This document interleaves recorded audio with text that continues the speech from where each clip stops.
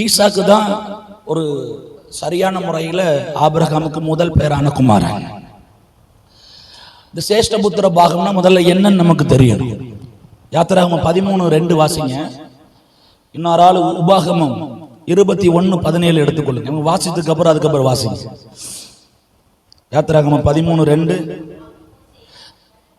யாத்திராகமம் 13:2 வாசிங்க.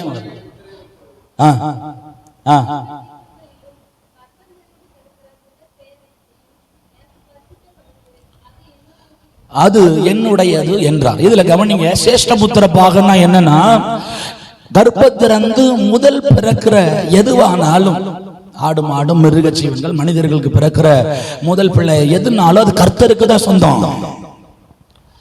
அப்ப வீட்டுல மூத்த பிள்ளையா ஒருத்தர் பிறந்துட்டான்னா அவன் தான் கர்த்தருக்கு முன்பாக நிற்கணும், அவன் தான் கர்த்தருக்கு முன்பாக பலியிடணும். அவனுக்கு தான் எல்லா உரிமையும் பரிசுத்த வேதாகமம் கொடுத்திருக்கிறது. ஒருவேளை உங்க வீட்டுல நீங்க மூத்த பிள்ளையா இருந்தா உங்களை கர்த்தர் கரத்துல எடுத்து இந்த நாட்கள்ல மகிமையாய் பயன்படுத்துவார். நல்ல கரங்களை தட்டி அந்த சேஷ்டபுத்திர உன் கரத்துல கொடுத்திருக்கிறார், அந்த சேஷ்டபுத்திர உங்க கரத்துல ஆண்டவராகிய தேவன் தந்திருக்கிறார். அல்லேலூயா. இரண்டாவது உபாகமம் 21:17 வாசிங்க.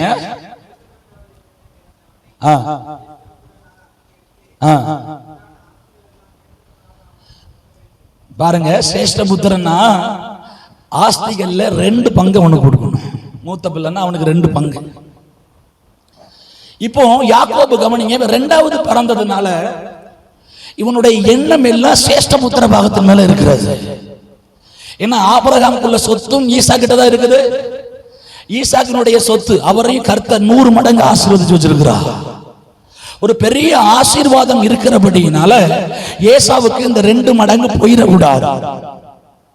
இவருடைய எண்ணம் எல்லாம் சேஷ்டபுத்திர பாகம். இதை எப்படியாவது கைப்பற்றணும். யாக்கோபுக்கு மேல அவ்வளவு பெரிய வாஞ்சை யாக்கோபுக்கு. கவனிங்க, நல்ல சத்தியம் விட்டுறாதீங்க. இன்னைக்கு இந்த சேஷ்டபுத்திர பாகத்து மேல யாக்கோபுக்கு பயங்கர வாஞ்சி இருந்தபடினால எப்போ இந்த சேஷ்டபுத்திர பாகத்தை வாங்கலாம், எப்போ அவன்கிட்ட இருந்து வாங்கி கொள்ளலான்னு திட்டமிடுகிறார். ஒரு சரியான நேரம் வருகிறது. ஏசா பயங்கரமாய் களைத்து போய் வருகிறபடியினால ஆமென், அவர் பயிற்றங்கூழை சமைத்து கொண்டிருக்கும் பொழுது, நான் இளைத்து போய் இருக்கிறேன், இந்த பயிற்றங்கூழை எனக்கு தருவாயம் கேட்கும் பொழுது, உன்னுடைய சேஷ்டபுத்திர பாகத்தை எனக்கு விற்று போடு, நான் உனக்கு தருகிறேன் சொல்லுகிறார். அதே போல நான் சாக கிடக்கிறேன், இந்த சேஷ்டபுத்திர பாகம் எனக்கு என்னத்திற்கு என்று ஏசா சேஷ்டபுத்திர பாகத்தை அசட்டை பண்ணினான். இப்ப நம்ம வாசிச்ச சம்பவங்கள்ல சேஷ்டபுத்திர பாகம்னா என்னன்னா, ஆவிக்குரிய ஆசீர்வாதமும் உலக பிரகாரமான ஆசீர்வாதமும் 2ம் உண்டு. யாத்திராகமம் 13:2 பார்க்கிறோம், அந்த சேஷ்டபுத்திர பாகத்துல முதல் பேரான அனைத்தும் கர்த்தருக்கு தான். அவன் தான் கர்த்தருக்குரிய எல்லா காரியத்தையும் செய்யணும். உபாகமம் 21:17 வாசிக்கும் பொழுது 2 மடங்கு அவனுக்கு அந்த ஆசீர்வாதங்கள்ல கொடுக்கணும். அப்ப யாக்கோபினுடைய சிந்தை முழுவதும் எப்படியாவது இந்த சேஷ்டபுத்திர பாகத்தை பெறணும், இப்படி எப்படியாவது இதை அடைந்து கொள்ளணும்னு விருப்பப்படுகிறார். காரணம் என்னவென்றால், எனக்கு ஒரு ஆசீர்வாதம் மட்டும் இருந்தால் போதாது, ஆவிக்குரிய ஆசீர்வாதமும் வேண்டும், உலக பிரகாரமான ஆசீர்வாதமும் வேண்டும். இந்த 2ம் இருந்தாதான் பரலோக ராஜ்யத்தை சுதந்திரிக்க முடியும். அல்லேலூயா. சுப்பிரமணியபுரம் ஒரு கிராமத்திலே கர்த்தருடைய வார்த்தையை பகிர்ந்து கொள்ளுகிறேன். அங்கு புதிதாக ஒரு ஸ்திரீ வந்திருக்கிறாங்க, அக்கா வந்திருக்காங்க. ஆண்டவரை பற்றி அறிந்து வந்து கர்த்தருடைய வார்த்தையை பெற்று பலப்பட்டு வீட்டுக்கு போயிருக்கிறாங்க. வீட்டுக்கு போன உடனே அந்த சகோதரி கணவரை பார்த்து பேசுறாங்க, உனக்கு நான் சமைச்சு போட முடியாதுல்ல, உனக்கு சோறு பொங்கி தரமாட்டேன்ல அப்படின்னு சொல்றாங்க. அவர் அங்க இருந்து பயங்கர விரக்தியில வராரு. என்கிட்ட பிடிச்சு கேட்கிறையோ, நீ என்னையா கற்றுக் கொடுக்கிறீரு, வீட்டுக்கு வந்து என்ன மரியாதை இல்லாம பேசுற. என்ன நடக்குது பாருங்க.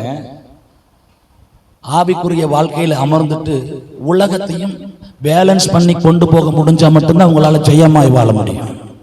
புரியுது அவங்களுக்கு? சுபாக்காவா ஹரிசம்மாவெல்லாம் நினைச்சேன், ரொம்ப சந்தோஷம். கணவர் ரட்சிக்கப்படல, ஆனா அவர்களை பேலன்ஸ் பண்ணி கொண்டு போறாங்க பாருங்க. உங்களுக்கு தெரியும் ஆண்டவர் வல்லமை உள்ளவர், உங்களுக்கு தெரியும் ஆண்டவர் பெரிய தேவன். அவங்க கணவருக்கு தெரியாது, ரட்சிக்கப்படாத ஜனங்களுக்கு தெரியாது. நீங்க இந்த காரியங்களை பேலன்ஸ் பண்ணி கொண்டு போங்க, பொறுமையா போங்க. அவருக்கு என்ன தெரியும்? நான் தேவ சமூகத்தில் இருந்துட்டு வரேன், என் மேல எதுக்கு என் கணவர் கோபப்படுறாரு, என் மேல இந்த கணவர் எதற்கு என் மேல இப்படி வஞ்சகமா இருக்கிறார், அப்படி ஒரு நாள் நினைக்காதீங்க. அவரும் கர்த்தரை பற்றி அறிந்துட்டா உங்களுக்கு முன்பாக முந்தி வர தொடங்கிடுவாங்க. நல்ல கையை தட்டி கர்த்தருடைய நாமம் மகிமைப்படத்தக்கதா.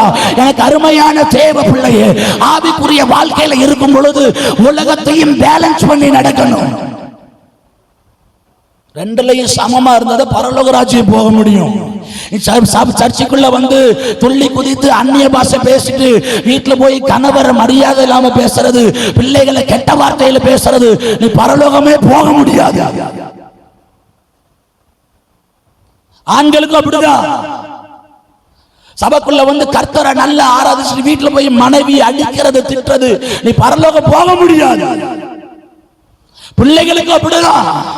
நீ கர்த்தரை தெரிந்து கொண்டு கர்த்தருடைய மகிமையை பெற்றுக்கொண்டு வீட்டில் போய் பெற்றவர்களுக்கு எதிராக எழும்பி அவர்களுக்கு விரோதமான காரியத்தை செய்தால் நீ ஆராதித்து பிரயோஜனம் இல்லை. 10 வருஷம் 20 வருஷம் 30 வருஷம் நீ சபைக்கு போய் பிரயோஜனம் அல்ல. யாக்கோபை போல உலக பிரகாரமான காரியத்திலும் ஆவிக்குரிய காரியத்திலும் நான் சொல்லிக்க வேண்டும், பெரிய நன்மையை பெற வேண்டும் என்று சேஷ்டபுத்திர பாகத்தின் மேல கண்ணை வைக்கிறார்.